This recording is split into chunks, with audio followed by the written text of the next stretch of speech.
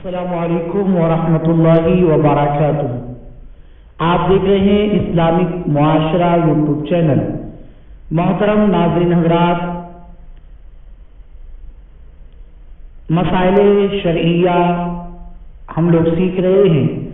آج ایک اور مسئلہ ہم سیکھتے ہیں کہ کبھی کبھار ایسا ہو جاتا ہے کہ امام سری نماز میں، یعنی جن نمازوں میں بلند آواز سے قرات نہیں کی جاتی اس میں بلند آواز سے قرات کر دیتا ہے، اور جہری نماز میں سرن یعنی جس میں قرات کرنی ہے اس میں خاموش رہ جاتا ہے، تو کیا ایسی صورت میں سجدہ سہو واجب ہو جاتا ہے اور اس کا لقمہ کس طریقے سے دیا جاتا ہے؟ جواب سماعت فرمائیں۔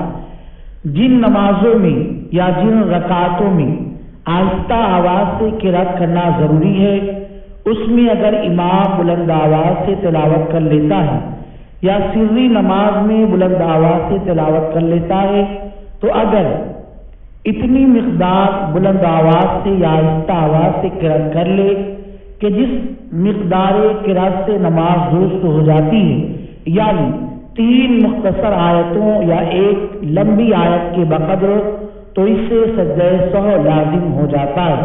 صرف 1-2 کلمہ سری نماز میں بلند آواز سے اور جہری نمازوں میں آہستہ آواز سے قرات کر لینے سے سجدہ سہو لازم نہیں آتا۔ فتاوی شامی جلد نمبر 2 صفحہ نمبر 81 پہ یہ مسئلہ دیکھا جا سکتا ہے۔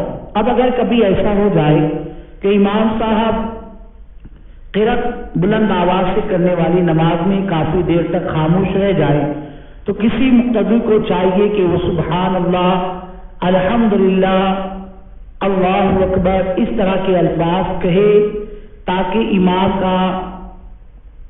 امام اس سے آگاہی حاصل کر لے اور سمجھ جائے کہ قرات مجھے بلند آواز سے کرنی تھی لیکن میں خاموش ہو گیا۔